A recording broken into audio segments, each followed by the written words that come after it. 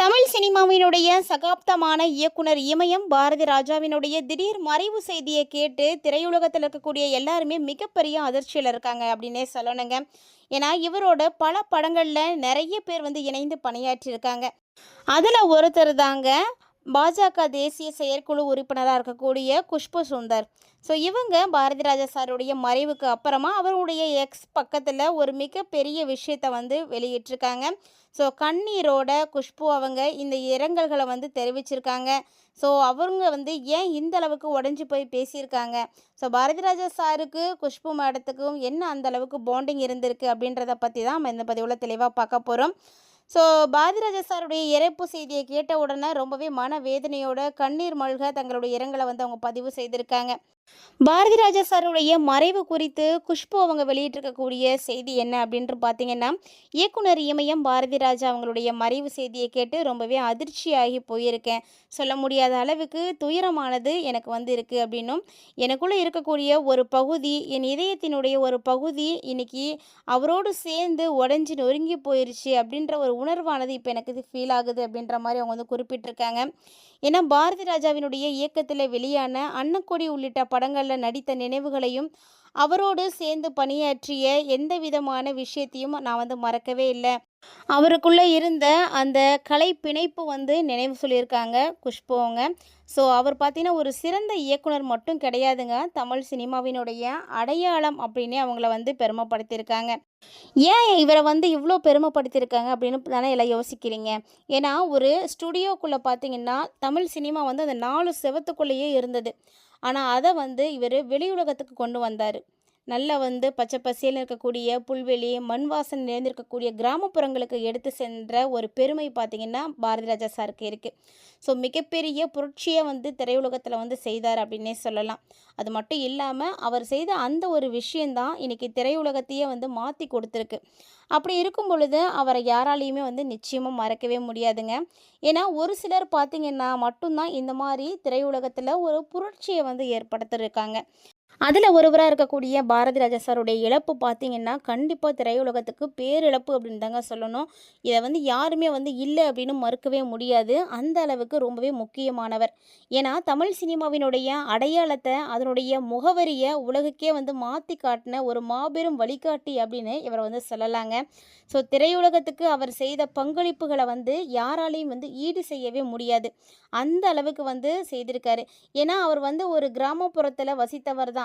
சின்ன வயசுலேருந்தே அவருக்கு பார்த்தீங்கன்னா நடிக்கிறதுல ஆர்வம் இருந்துச்சு, பார்க்கறதுல ஆர்வம் இருந்துச்சே தவிர அதுக்கான வழிகளை எப்படி எடுத்து வைக்கிறது அப்படின்னு தெரியல.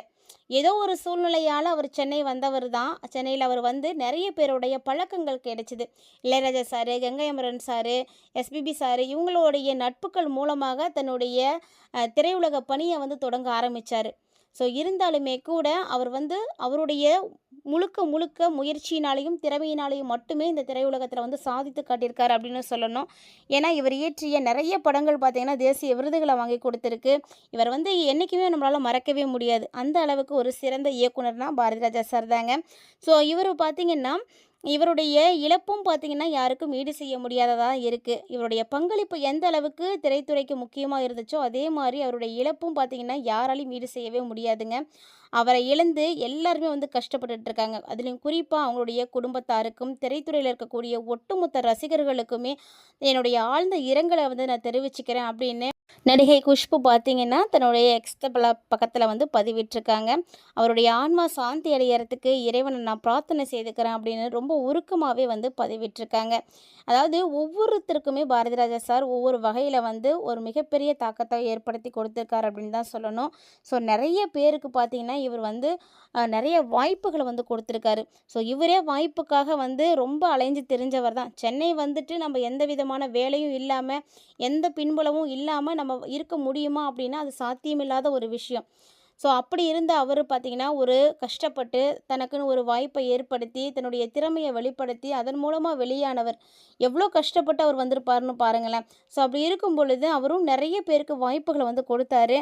அப்படிப்பட்ட இயக்குனரான இமயம் இன்றைக்கி சரிஞ்சிருக்கு.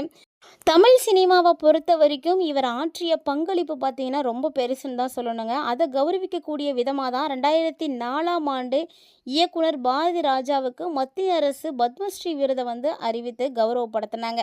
மேலும் பார்த்தீங்கன்னா முதல் மரியாதை, வேதம் புதிது, கருத்தம்மா, அந்தி மந்தாரை, கடல் பூக்கள், சீதா கோகோஸ் யூகா, அதாவது தெலுங்குல ஒரு படம் எடுத்திருக்காரு. இந்த மாதிரியான படங்கள் எல்லாத்துக்குமே வந்து தேசிய விருதுகளும் வந்து கிடைச்சிருக்குங்க.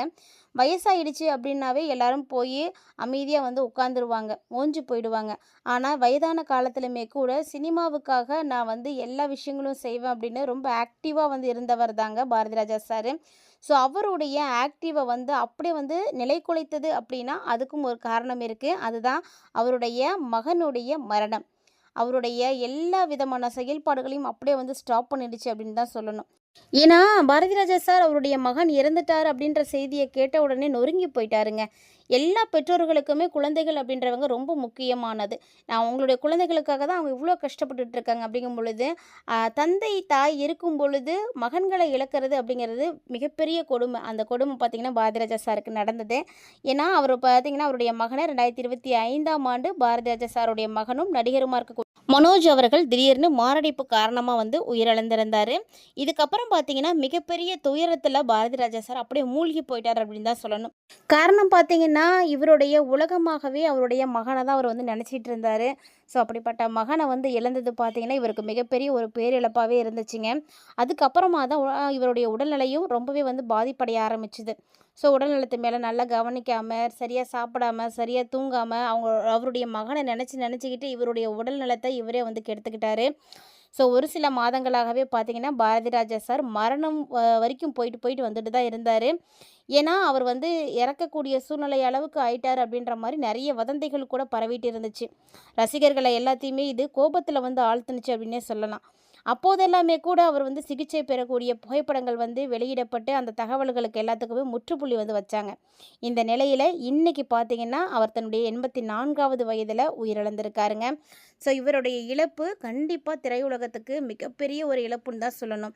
ஏன்னா இயக்குனர் இமயம் அப்படின்னு எல்லாராலையும் பெருமையாக சொல்லப்படக்கூடிய அளவுக்கு தன்னுடைய திறமையால், தன்னுடைய முயற்சியால் நிறைய விஷயங்களை சாதித்து காட்டியவர் அப்படின்னு இவர் வந்து சொல்லலாம். ஸோ இவர் பார்த்திங்கன்னா முழுக்க அவருடைய குடும்பத்துக்காக மட்டுமே வந்து வாழ்ந்திருக்காரு. ஸோ அவருடைய மகனுக்காகவே அவர் வாழ்ந்திருக்காரு அப்படின்றது அவருடைய இந்த நிலையை வைத்து நம்மளால் புரிஞ்சிக்க முடியுது. ஏன்னா மகன் போன ஒரே வருடத்துக்குள்ளே அவர் வந்து உயிரிழந்திருக்காரு அப்படிங்கும் பொழுது அவர் எந்த அளவுக்கு அவருடைய மகனை நினச்சி உருகி போய் இருந்திருக்காரு அப்படின்னு பாருங்களேன். இப்போது மகன் போன வழியோடு இயக்குனர் இமயமும் வந்து போயிட்டாருங்க. ஸோ இவருடைய ஆன்மா சாந்தி அடையணும் அப்படின்றதுக்காக எல்லாருமே உங்களுடைய ஆழ்ந்த இரங்கல்களை பதிவு செய்யுங்க. ஸோ கண்டிப்பாக நம்ம திரையுலகத்துக்கு கிடைத்த மிகப்பெரிய ஒரு வரம் நம்ம விட்டு வந்து போயிருக்காங்க. அவருடைய ஆசிகள் எல்லாருக்கும் வேணும். ஸோ எல்லாருமே வந்து அவருடைய ஆன்மாவுக்கு வந்து நன்றி சொல்லி பிரார்த்தனை பண்ணிக்கோங்க. இந்த மாதிரியான அப்டேட்ஸ்லாம் நீங்கள் உடனுக்குடன் தெரிஞ்சுக்கிறதுக்கு நம்ம சேனலை சப்ஸ்கிரைப் பண்ணிட்டு ஃபாலோ பண்ணிக்கோங்க.